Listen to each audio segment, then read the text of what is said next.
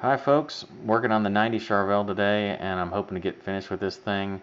I'm going to be working on a few things like the electronics and the intonation and the action. So hope you guys enjoy following along, and let's get started working on this sucker. In the last episode, I determined that the switch was bad and the push-push pot was bad on the TX. And what I decided to do was simplify the wiring just a little bit and try to give me the following 5 combinations. This is just like a standard Strat, except the middle position is only a neck and bridge, just like a standard Telecaster. This is the switch I ended up using. It's essentially half of a super switch. It's called a 12-lug Oak Grigsby switch. And here's the Fender part number. This is the wiring diagram I drew up. The outside 2 lugs are common lugs and get wired straight to the volume pot. The other lugs include 3 positions where the neck is active, 3 positions where the bridge is active, and 2 where the middle is active. So back to the guitar. I have to initially remove the back cover in order to get access to the electronics, and that's pretty straightforward. Once the back cover is removed, I have access to the wiring to desolder the lugs from the old switch. That goes fairly easily. And then, of course, you have to unscrew the switch in order to remove it. And once that's free, I had to actually enlarge the holes for the new switch just a little bit because the screw sizes were different. I was really hoping to use the old screws just to kind of hide the repair, but the new switch would not accept the old screws. So I have a little bit of a mismatch here. I've got chrome screws where black ones should be, but that's the price for this kind of switching. I also had to use this newer white switch tip because the sizes of the switch tips were different from the American and imported switches. So with installation out of the way, the first thing I had to do was cut a wire to connect my 2 common lugs on my switch. And I use stranded wire for this. It's really not a very heavy gauge wire, probably a 20 or so. And I always tin the ends of my wire before I install it. So I use a little rosin for that, and then just put a little solder on the end of my gun and touch the tip to the end of the wire. So after positioning the wire between the 2 common lugs and making sure to connect the wire that leads to the volume pot to one of those lugs also, I just solder everything in place. So this is not a demonstration in safety. Obviously I have my face in the mess here and I'm a little too close to the soldering smoke and don't have a fan. But that's what I get for not getting my reading glasses prescription adjusted, and I just have to hold my breath. Usually after each connection that I solder, I will do a check with the multimeter just to make sure everything went okay.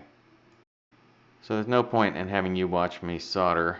I think I'll just show you the actual result instead. So this is the cavity as I left it. I've got 2 full-size Bournes 250K pots in place, an axial capacitor, and I've also got the switch wired in. Basically, the neck position connects to 3 lugs on one side, the bridge position connects to 3 lugs on the other side, and the middle position only connects to 2 lugs, one on each side, and that provides me with the connections that I showed you in the diagram earlier. With the wiring complete, I just put the back plate on the guitar and flipped it back over, and then I started working on pickup height adjustment here. A spec that I often like to use when I'm adjusting pickup heights is 4/64ths. I think in this case I want a little bit bigger than that because Telecasters often call for 6/64ths or even higher sometimes. And I usually use an Allen wrench that slides between the pull piece and the bottom of the string just to check for that spacing. I use it similar to a feeler gauge so I can feel the actual distance between instead of trying to read a ruler. If you have your neck relief and your nut height adjusted properly, the process of adjusting the action just involves reading the action at the 12th fret with the ruler and adjusting the Allen screws on the saddles. As you adjust, you can start checking for buzzing frets as you go down the neck, particularly in the tongue area. And in this case, you'll actually see me find a buzzing fret on the A string and then I'll have to go through the process of adjusting one of the frets to compensate for that.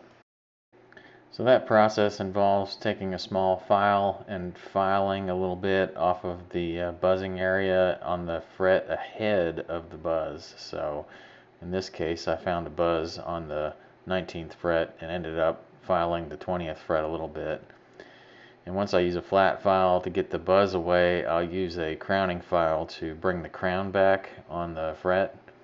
And you'll see me check and recheck the frets to make sure that the buzz is gone. And once that process is done, I continue checking the action on the other frets and adjusting the saddles as necessary. After the action was set, I moved on to intonation, which began with the process of just tuning the guitar like you normally would. For this process, I do like to use a tuner with an analog sweep if I can. And then what I'm checking here is I'm checking the tuning of the 12th fretted note versus the tuning of the harmonic on the 12th fret. And if the fretted note is sharp of the harmonic, you need to lengthen the string, which basically means you need to tighten the saddles. So you'll see me repeatedly tighten and tighten and tighten the saddle on the low E string to bring it closer to the end of the bridge, or essentially lengthen the string. That process is simply repeated throughout each of the 6 strings. So this is how the bridge looked after I finished setting the intonation. This looks kind of like what you'll see on a lot of bridges, where the low E string is further back than the high E string, and the pattern kind of rises as it goes between the two, with the possible exception of the G string, which is often a little bit behind the ones next to it, although every guitar is a little bit different. Well, that's it for the Charvel. She's all ready to go. She's in about just as good a shape as I can get it, and it's ready to move on to a new owner, I think. So if you're interested, this thing may be on eBay soon. Take a look. But anyway, thanks a lot. I appreciate you all following along, and don't forget, if you like my videos, please hit the like button and subscribe to my channel. Thanks a lot. See you next time.